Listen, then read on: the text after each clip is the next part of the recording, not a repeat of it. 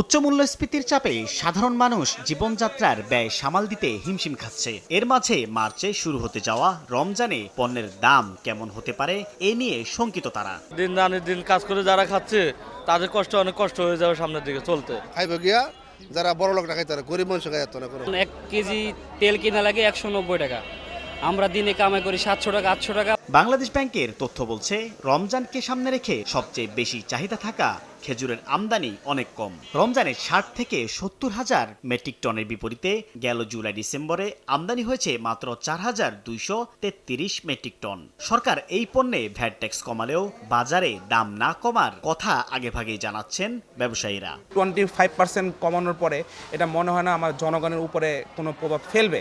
এটা জাস্ট একটা চোখে ধুলা। যেহেতু আমদানি করি আমরা ডলার দিয়ে, তো এই কারণে একটু দাম বাড়বে, আবার ডিউটি কমাইছে আবার তো কমবে। অবশ্য ব্যবসায়ীদের কেউ কেউ জানাচ্ছেন ছাত্র জনতার বিপ্লবের জেরে আমদানি বাধাগ্রস্ত হয়েছে। জানুয়ারি ও ফেব্রুয়ারি মাসে আমদানি বাড়ার পাশাপাশি আগের থাকা পণ্যের মজুদ চাহিদা পূরণে সাহায্য করবে। বাজারও সেল করে প্রতিষ্ঠান থেকে নিয়ে সেল করে। পট পরিবর্তনের পরে কিছু ব্যবসায়ী হয়তো খেজুর আনা কমায় দিচ্ছে, এখন হয়তো নতুন করে ওই জায়গাটা কেউ না কেউ তো নিবে, যেহেতু ডিমান্ড ক্রিয়েট হচ্ছে কেউ না কেউ তো আনবে।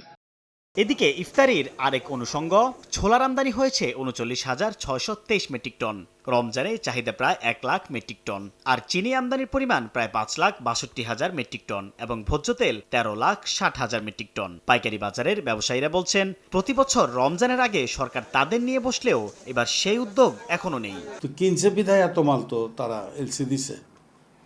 এখন আইন আনার পরে যদি বলে যে আমার পর্তা বেশি পড়ছে, অমুক হয়েছে তমুক হয়েছে, এই জায়গাটার ব্র্যাকেট দেওয়ার মালিক হলো সরকার। আমরা যারা বাজারে যে প্রতিনিধিত্ব করি যে আইটেমের, তাদেরও কিছুটা দায়ভার যদি আপনার ইন্ডিকেট করে দেয়। কিন্তু এখানে দুঃখজনক হলো যে আজকে 4 মাস যাবৎ আমরা কোনো তথ্যই বিহীনভাবে চলছি। এদিকে অর্থনীতিবিদরা কৃত্রিম মজুদ ঠেকানোর উদ্যোগ নিতে জোর তাগিদ দিয়েছেন। আমদানিকৃত এই পণ্যগুলা দেখা যাবে অনেক ক্ষেত্রে ব্যবসায়ীরা মজুত করে রাখে। রোজার দেখবেন যে 1 সপ্তাহের মধ্যেই দেখবেন যে পণ্য নাই, তাহলে কোন গুদামে মালিকরা মালগুলো রাখছে সেগুলো আপনার পর্যবেক্ষণ করা দরকার। অন্তর্বর্তী সরকার দায়িত্ব নেয়ার পরও সিন্ডিকেটের দৌরাত্ম্য না কমায় বাজারে সরবরাহ বাড়ানোর বিকল্প নেই বলে তাদের মত।